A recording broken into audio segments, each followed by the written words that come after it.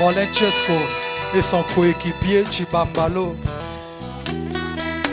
Star Play, Serge Cadillo.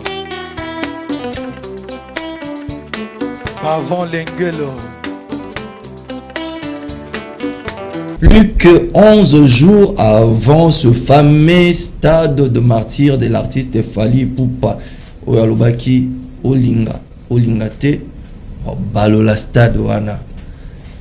La FM Télévision spécialement reçoit des invités au Bailbiso surprise, Lelo, Namukola Lelo, pour bazo tambola nenga ça la stratégie ya rebongisa concert wana. La FM Télévision, votre chaîne, a été choisie parmi les chaînes partenaires où il y a événement wana, où il y a le 29. Ça n'arrive pas tous les jours de voir un jeune qui est en train de bouger, émerveiller le monde. À Robert Tapé Namboka nae, véritable baptême de feu. Il y a artiste Fally Ipupa Ntimba Fosta.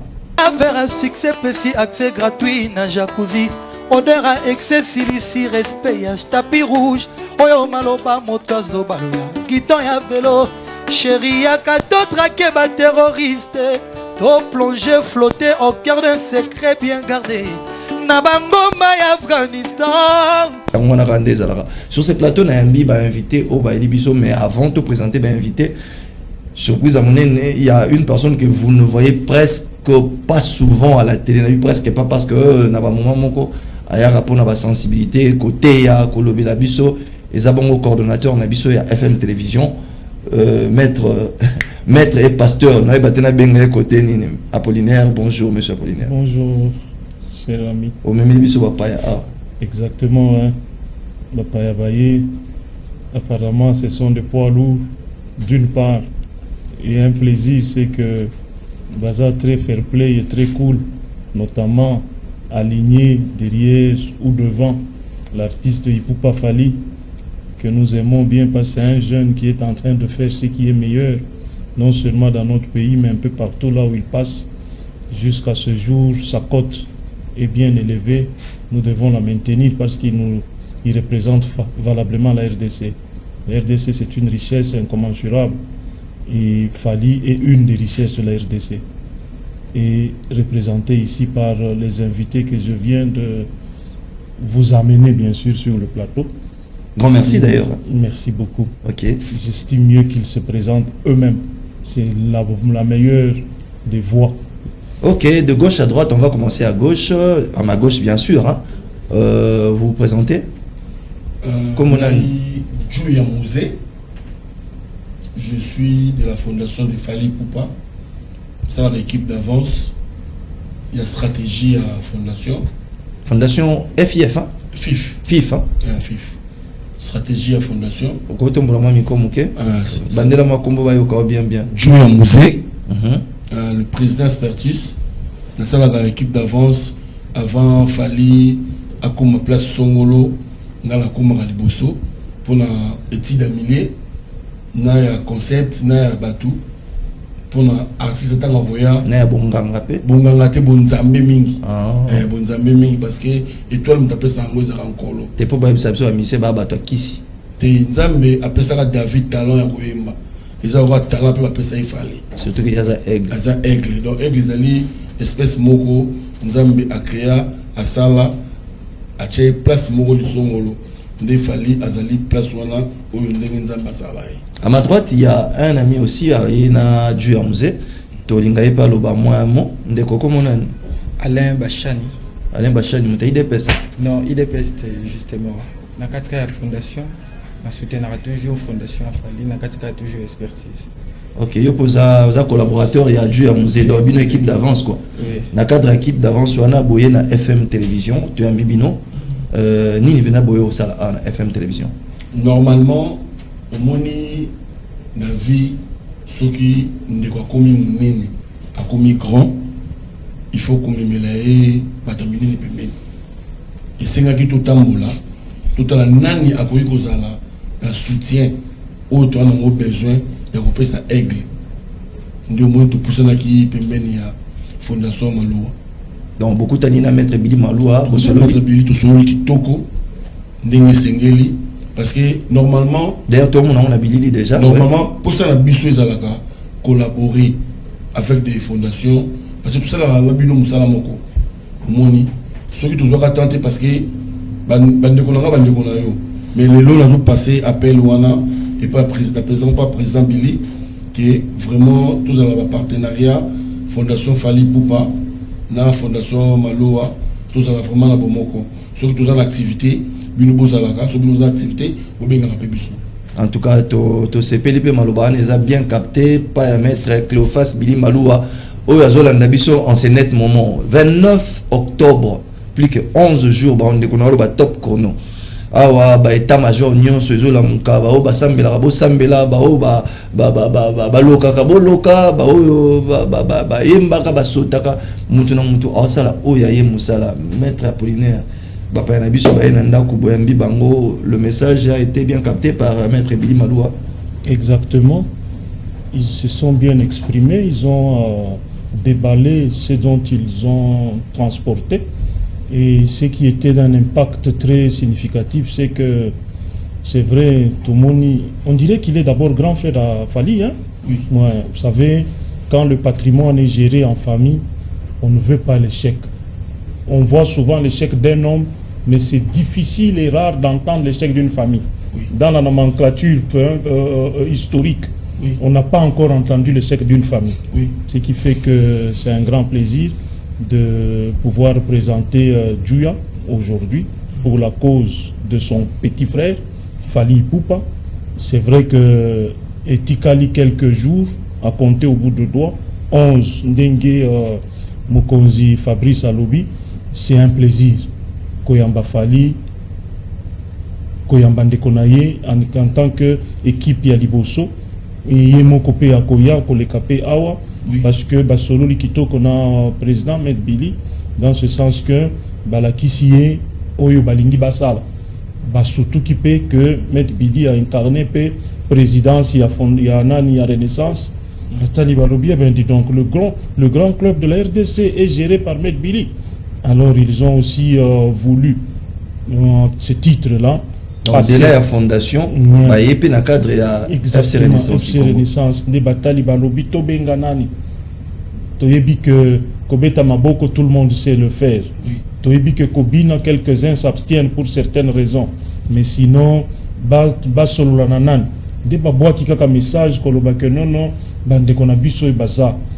Kokambe na maître Billy, baza na Renaissance. Est-ce que bangope bako yate? Moi, je ne sais pas comment faire l'embela ou bolobaka. J'estime mieux d'abord avoir ça là. Oyebi sabatu na biso ya Renaissance. En tant que tala ya famille. Akapela ya Fali et cause à la tête. Et le 29 octobre, Nini Penza Malonga et Zanakati, qu'on a pour Bino Bo qui est na terrain, Bino Bo Benga Biso, Bino Bo Loba, Bino Bo. J'ai vu la vidéo à Fali pour parler que Batouba Zangato a Zangi a raté. Ou a Salib a raté. Ce qu'on Nini Penande Batbako a raté, ce qui va Zangi Jouana le 29. On n'a pas monté. Bon, raté Bilo Rebelle à Malam vraiment. Parce que quand la Fali, Aza, premier artiste, toi comme une Wana. Avant, il y a Bazalaka. Effectivement. Mais il y a à Bakissa, ou Baïne Basala, à Bakissa Nakatina. Bon, on peut pas dire qu'empreinte. Mais il y a aucun moquet aux Alaki, si comme Mingi aux Alaki. Ah, Netini. C'est une surprise. Il faut voir mon aposo et qui a un sur l'autre. Featuring Kanda Mesana. Featuring, il y a surprise. James, vous n'avez pas peur que Fali a s'attirer feu? Il y a artiste autour, Batikali, c'est pélaté, Nenga ou Baké. Ah, Baloussa, c'est à toi. Bon, il y a un petit mot de la Kinto, les caméras, autant et là, tango yango yo akapela mwana nde akapela tango yango yo tango ipupa tango yango yo usanti Billy que président Billy a yemba directeur na président na yemba na yembi mais ils ont une réincarnation et donc autre message ko yoka trop au représentant peut pas mutu tango balolango aux attend la merveille aux attend Reimago. Et là, il y a il fallait appeler ça elengi na likambo à salaka na musique ponctualité moi sur le bi boya musique est bana 14h il va la musique 14h sans on va promettre de nous bon vivre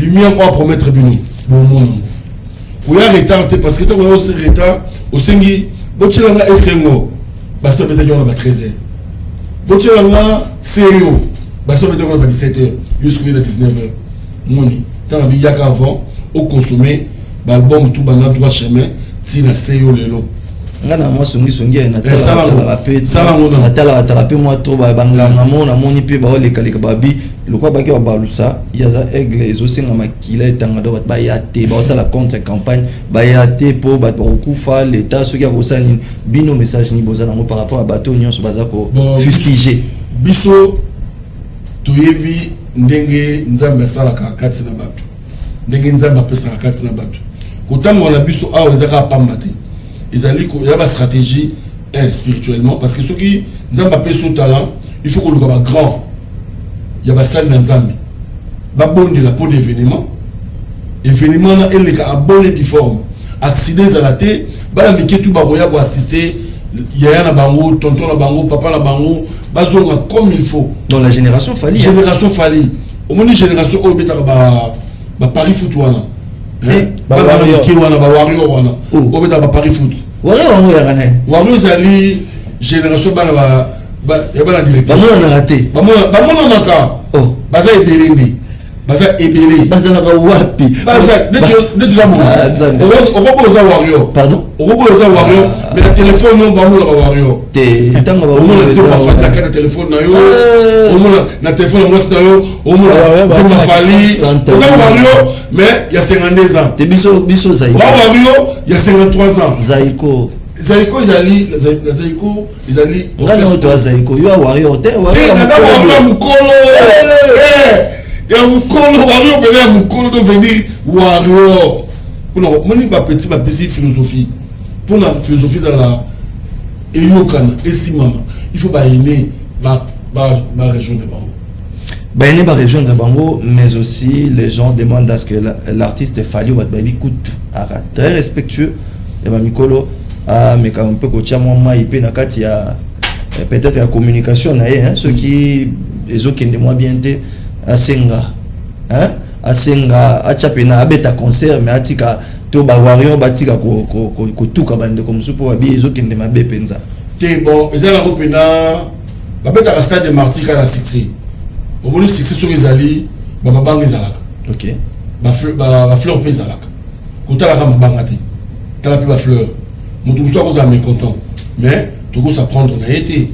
bato baza content toi d'accord na bango bato baza mécontent toi d'accord na bango il a droit na bango OK mais sauf que Fali n'est pas rancunier Fali n'est pas papa moko boye atia à l'igarbande ko tété papa moko correct papa moko digne la famille donc au finga ba ene na été on est ga songi teza bon ça moni lelo be fâché ali mebeli obi kala na to ko na banda longo au moins na commune na biso banda banokoma moto na moto abomisa obi service bana za souster lelo autant le ba komati maman Olive Taylanga maman Denis Taylanga on se comprend tout mais qu'on a bokala la biso vraiment et ça va bien c'est notre frère aller azalaka songolo musali place moko ayemba ka pe na martyr lelo ayemba ye moko yango ayepa ya président Billy abengela yeba na renaissance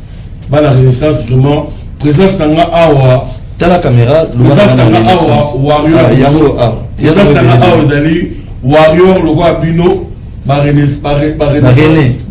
tout auto na bandal nan pour place makambe bandaki ya René to la bandal ba tout ba la 24 commune à Kin ba Wario ba René nazo benga bino frère na bino papa na bino tonton na bino il a besoin de vous boya et là on a bino au soutenir banda droit chemin les autres communes à Seyo boya to yemba il y a longtemps la ville a chanté il y a longtemps la ville a dansé venez vraiment danser et vous allez voir et là on est à Bombeli bino.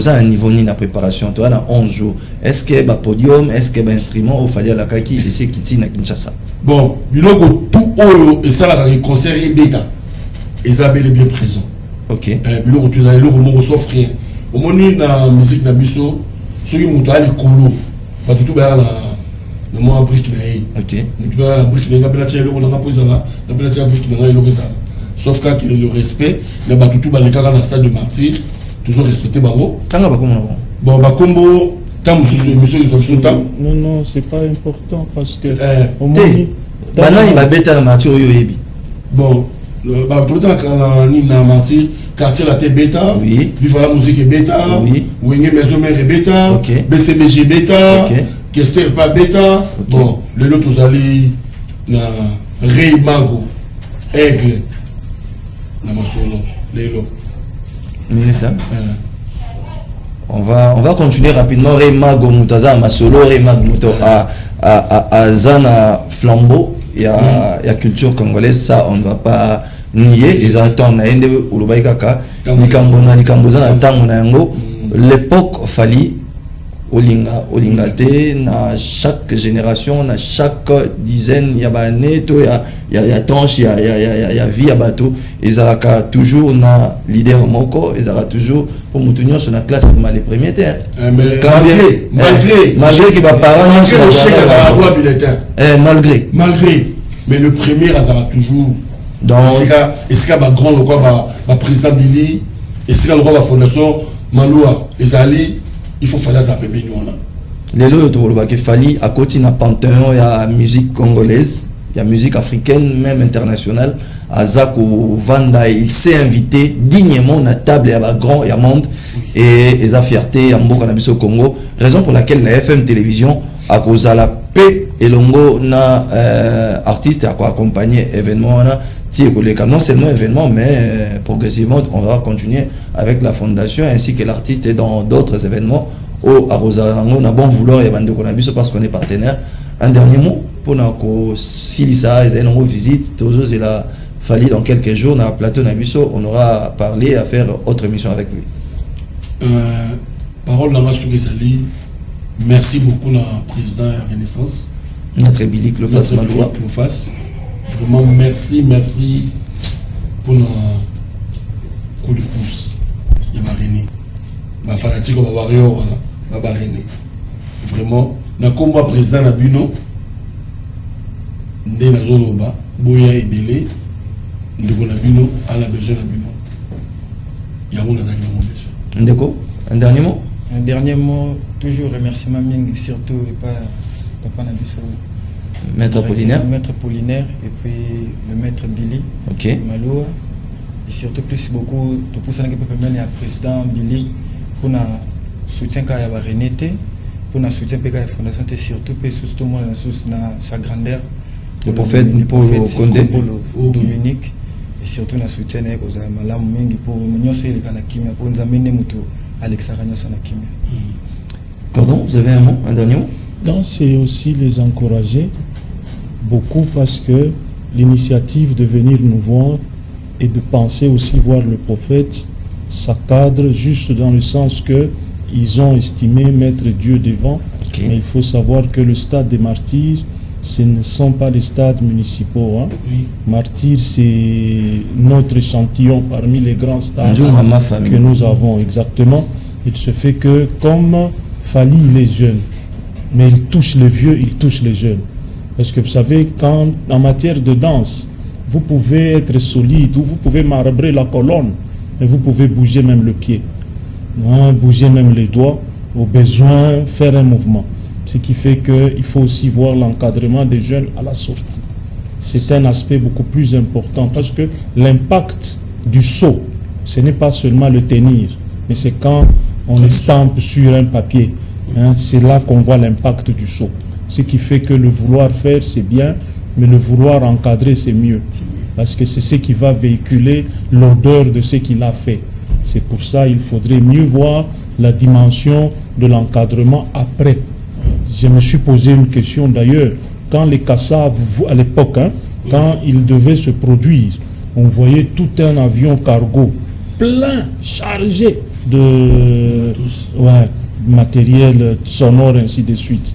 Mais comme vous avez dit, on vous a prêté, vous avez fait l'association pour sortir le son approprié.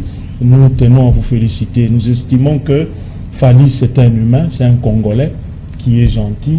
Je n'ai pas encore vu Fally dans les polémiques. Conseillez-le aussi comme ça, qu'il demeure garder la ligne. C'est notre étoile de la RDC. Nous devons aussi le soutenir, le protéger, parce que derrière lui, il y a des générations. Tous les petits qui vont apprendre, ils chercheront aussi à parler quand ils seront grands. Ce qui fait qu'il faut qu'il fasse ce qu'il a toujours fait, les meilleures choses, des bonnes choses et avancer.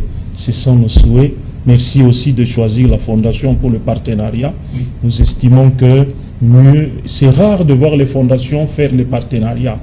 Mais quand nous voyons la Fondation Fally qui vient vers nous, Fondation Maloua, pour faire le partenariat, en tout cas, nous tenons à vous remercier aussi pour ça. Ce n'est pas pour la cause du concert, mais plutôt c'est pour la circonstance de la marche. Parce que chaque cause crée une circonstance. Que cela soit saisi dans ce sens pour que nous puissions marcher ensemble, parce que nous visons l'humanité. Merci beaucoup. C'était le dernier mot du cordon de la FM Télévision, Maître Apollinaire, Pasteur Apollinaire, Bobengende Bolingi, Bissobata Sungi Tozala, qui on a pour un plateau spécial Fally Ipupa le 29 octobre au stade de Martyr. Papa Sungi. Warrior. Bino bomona na raté, na opesa na ngayo maloba. Bino bato baloba ka bomona na raté po ngana yebi na ngate baloba ki bomona na raté, boza public invisible. Public ya ba réseau. Bola Kisabiso le 29 octobre, force Nabino. Ndeko Dieu amuza lobi ke ba warrior baza en tout et pour tout. Bana banda kunyoso. Ba pe na ba génération nyoso. Vous public invisible, vous warrior le 29, Bossa Biso Tolobara, nul n'a le droit d'être heureux seul sur la terre. Boya, Bossangana Fally, ACP Nabino, ACP la O nyoso asali na parcours na parce que ils ont kaka concert, ils ont concert événement, ils ont célébré parcours na ye. Ils ont célébration, il y a hauteur na ye, il y a grandeur à lui, ils ont célébration, il y a Congo. Alors soyons unis pour une fois. Tout ça pour la cause monde to bundisa ba l'autre là ba wande na ba owana bolo barana. To bundisa pe ba o baza contre musique. Na contre développement, il y a culture. Dieu a besoin de Baksa. Merci, Zana, pasteur Apollinaire. Merci, Mina, pasteur Apollinaire, parce que, comme on a Elokoyo, comme on a ngo, Kosala Bonindeko, na basali na Nzambe, le col Apollinaire, na ba prophète Konde, et pas la busette de Saint-Moukasi. Na yebi que pasteur Apollinaire, na prophète Konde bakosambela pona événement wana Nzambe akitisa nguya na ye abatela bano to miki ba warrior bakoya bazala sécuriser lokola intention na ya prière ya pasteur Apollinaire ezali sorti ya bana wana eza requête on a d'autres signes de la part ya prophète Konde pour pasteur asa bimisiango menga na pesa ngo pas prophète Konde le roi requête. Merci en tout cas Ndeko Nazolo Barana Bino ba Warrior et bon le 29 Bozara invisible façon to seka mais bon le 29 ce stade de Balouki façon to sepela mais toi partout on n'a pas de tendance.